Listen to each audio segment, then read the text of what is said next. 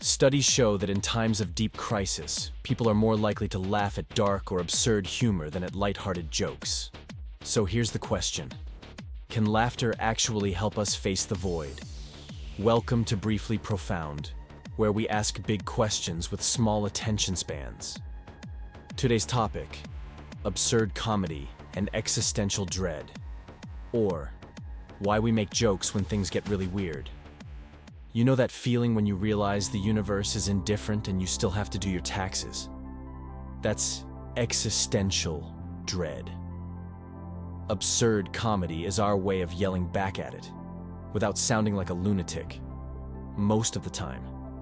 It doesn't fix the hole in reality, but it keeps your brain from leaking out too fast. So let's explore why joking about nothingness might be the only thing keeping us semi-sane. Here's the problem. Life doesn't come with an instruction manual, and if it did, we wouldn't read it until it was way too late. We're born, we ask big questions, and then we realize, oh no, there might not be answers. Also, what's up with hot dogs coming in packs of 10, but buns in packs of 8? That's the essence of existential dread. Realizing the universe might not make sense, and being forced to live in it anyway. It's the philosophical equivalent of being stuck on hold with cosmic customer service. But this is where humor enters. Not as a solution, but as a life raft. Or maybe a pool noodle.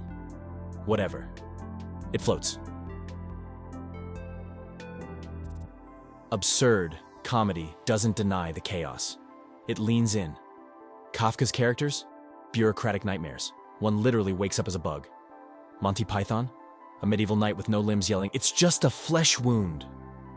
Bo Burnham?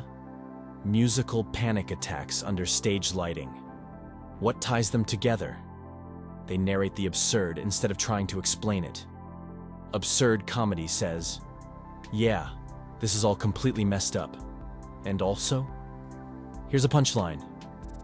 Somehow, that helps. I once had a full-blown existential spiral in a grocery store. Existential crisis. Aisle 6. There I was, surrounded by cereal mascots and fluorescent lighting, suddenly aware of the absurdity of everything. And, then I laughed. The absurdity hit so hard my brain decided humor was the safest exit. That moment didn't solve anything, but it made me feel less alone. Like someone else had walked this path before and left a meme behind as a trail marker.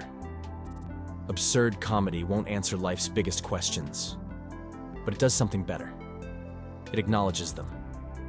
It points at the chaos and says, yeah, this is dumb. Let's laugh so we don't cry. It's a coping mechanism powered by timing, irony, and maybe a nervous giggle.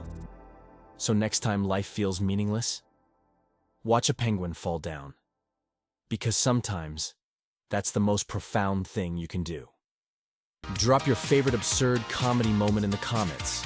Stand-up, movie, meme, TikTok spiral, whatever. And check out our next video, where we break down why comedy is the one philosophy course you'll actually finish. Subscribe before the next existential crisis hits.